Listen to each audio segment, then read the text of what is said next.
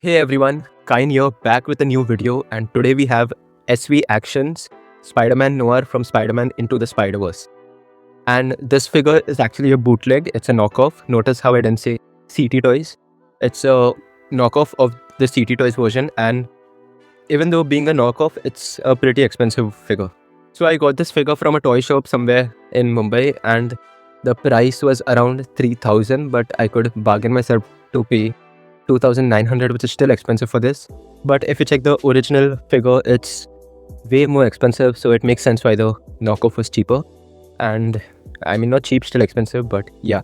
And are you liking the black and white filter that I've applied? Because it's obviously Spider-Man Noir, so you need the black and white filter. And have you watched the new Spider Noir show on Prime? I've watched it and I have a review later on in this video. But for now, should I keep the filter or should I off it? Alright, let's just off it. There we have it, back to colors.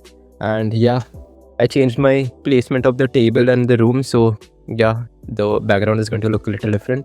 But anyways, here we go. Let's have a closer look at the box. So we have Spider Noir here.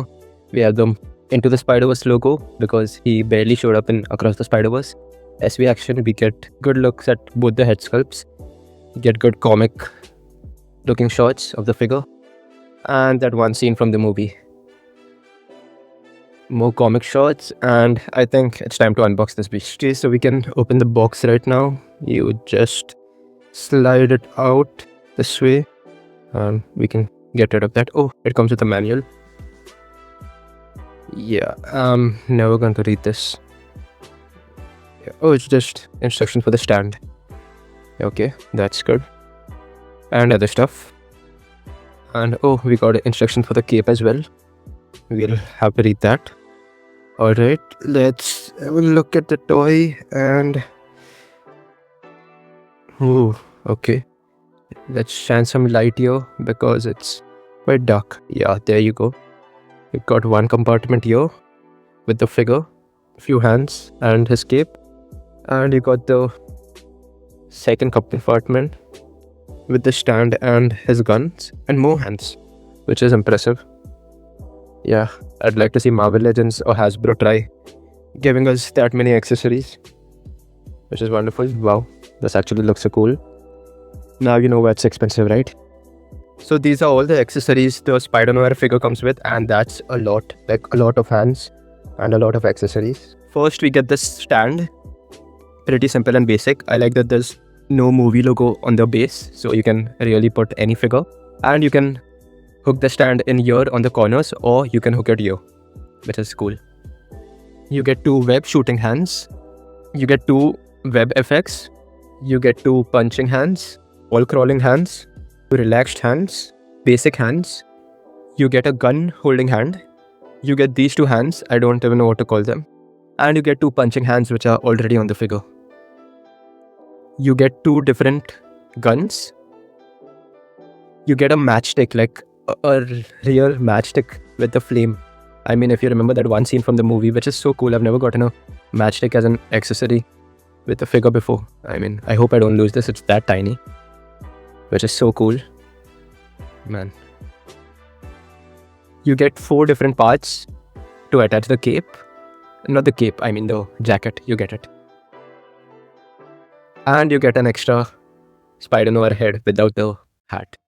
And here's the figure outside the box, and this just looks so amazing. I mean, I still have to put the cape, the coat, but I mean, just look at it. You can still have the comic look without the coat. And his sculpt is just amazing. I mean, it's completely black, but you can still see the details, the curves, the creases. His hat looks amazing. And I love the amount of creases they've given this guy because it actually looks like a comic character like come to life. And he's very well poseable. We can make him do the MJ pose. Have you watched the MJ movie? I mean, it was good.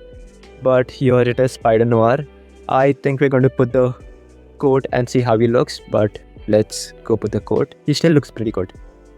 And here we have the Spider Noir figure with his coat. And I'm so happy I finally got to put the coat because this coat just didn't stick well. I had to use a heat gun and heat the figure up before applying all the four pieces. And it looks good. What do you think? Even the red and blue lighting, I mean, looks good. And yes, he also comes with a gun in his pocket. You can remove it easily. It's not fixed. But yeah, this gun looks cool. And he added in the movie, I guess. He also comes with more accessories, which I'm going to photograph him later. And the gun is pretty loose, so if you spin him around, you may end up dropping him.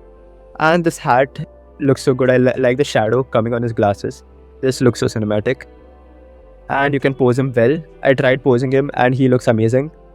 So wait, just let me adjust the lighting. And yeah, that's a Spider-Noir running pose. He runs pretty much in the movie. You've not seen him stick to walls like other Spider-Man. He has his own different thing. And this is the punching pose where he's punching Miles. Now it's time for articulation. So for articulation, you can move this figure a lot. You can move his head completely 360. Make sure the hat doesn't come in the way. His this thing again came out. Never mind. You can move his hands, his elbows, and his fist. And it's so simpler after I heated this figure up. You can bend his legs, his knees, and his ankles. You can move his cape if you want a certain movement. Let me just fix this. One issue that I faced is the chest. Because of the coat, it's a little difficult to move the chest, but it's okay. And it's a little task to make him balance because of his coat, but once you get the feet right, you can make him stand on different poses and he looks so cool. Okay, now quick talk about the Spider-Noir show and spoilers ahead. I just love how the studios decided to give us a different version of Spider-Man. I mean a different live action version. We had Ben Reilly, who was Spider-Noir. It was really bold for the story they went with, the tone they went with. It was not a classic animated Spider-Man or even the MCU or any other Spider-Man. And Nicolas Cage just nails the role. I know the makers of the show have confirmed that this is not the same Spider-Man from the Into the Spider-Verse, but I'm calling that BS. The reason I think they said it is because of all the legal rights and studio rights and, stuff that they can't use the name Peter Parker.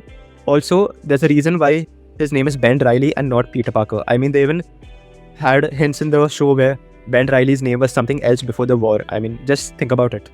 And if you don't think this was the same Spider-Man from the Spider-Verse, the first line in the show itself tells us that he's from another dimension. I mean, they speak about the multiverse and something. So, I mean, that's the biggest clue. I mean, they have to be the same character, guys. Like, I don't care what anyone says. They are the same character. Only thing I wish they did was adding a Rubik's Cube. Like, if they added the Rubik's Cube, that would just confirm it. And okay, talking about the show, I love how grounded the story was.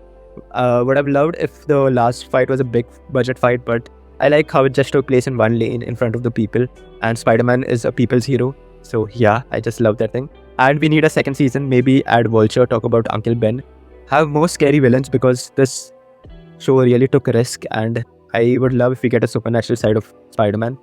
But most importantly, just add that damn Rubik's Cube. So I started watching the show in black and white, and the first 2 episodes I watched in black and white and just thought of switching it to color. But when I switched to color, I realized that I'm missing out on so much. Like, even the colors that they've chosen are just not random colors. It's colors that would look good in that era and would look good in black and white. So I really appreciate the colors. And from season 3 onwards, I watched the entire show in color.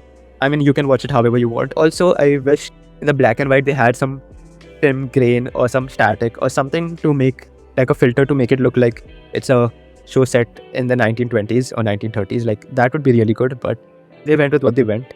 Also, in the last episode, the red and blue lighting, it just really screams Spider-Man to me. I mean, you know what I'm talking about. I used it in my toy as well. I'll add a picture here so you know what I'm saying. But yeah, that was super cool. And I just love how it wasn't an actor playing Spider-Man. It was just Nicolas Cage being himself. And that was hilarious. I just loved everything. I felt like I'm watching a really old show because of the writing and the acting, and Nicolas Cage just nails it. And we need a second season. At least 3 seasons, like season 1, 2, 3. And it's possible there's multiple story arcs you can take for Spider-Noir. And yeah, please make it canon to the Spider-Verse. Like, it is canon. They just don't have the balls to say it. But I said it. So I really love Spider-Noir. Let me know how did you like it in the comments below. And if I had to rate the show, I would rate it 7 or 8 out of 10. I mean, there's always room for improvement, but that's my rating. And you can tell me your rating down below. Now it's time for size comparisons. Here's Peter B. Parker. Here's Miles Morales. Gwen Stacy. Spectacular Spider-Man. Miguel O'Hara. Japanese Spider-Man. Scarlet Spider. Spider-Man India. Amazing Spider-Man. Classic Spider-Man, Jessica Drew, also known as Spider-Woman, Tobey Maguire Spider-Man, Spider-Peter Parked Car, Lego Spider-Man, Tom Holland Spider-Man, can't wait for a brand new day, and Spider-Rex. And this boy is massive. I mean, look at the size of him. He covers half of my table. And this is every single Spider-Man toy that I currently have. Like, oh my god, that's a lot of Spider-Man. I haven't even counted them, but I guess there are more than 10 for sure. Most of them are Marvel Legends, some of them are knockoffs, some of them are Happy Meals, and some of them are customs, like the T-Rex back there and the Spider-Cat right here. And I'm so grateful. Thank you, God, for giving me so many Spider-Man toys. And I don't know, I may collect more, but I think I'm happy with everything I have. And yeah, the Spider-Man go on my cupboard. It's for the Spider-Verse shelf. You know the scene where Miguel is chasing Miles? I've recreated that on my cupboard. If you want, I'll have a video showing you that entire display one day. But for now, these are all my Spider-Man. And if you want me to review any of these in particular, do let me know. And I know I had stands for some because I've stuck magnets on most of their feet so they can stick on my cupboard. But otherwise, this looks so cool. So awesome. Thank God for this. Pros and cons, I don't really have any cons, guys. Only con is the amount, the price this figure cost. But again, it's a knockoff, and a knockoff of a really expensive figure, so maybe that explains it. And pros, this figure just looks screen accurate. You can use it as your Spider-Verse figure or as your Spider Noir, the live action one, because it fits well. I mean, you don't get a face sculpt, but still, this just looks amazing. And I think that's all for today's video. Thank you guys for watching. I'm going to make a Spider-Man brand new day review probably soon because the movie is coming in a couple of weeks and I'm so excited. Thank you for watching. Jesus loves you. Bye.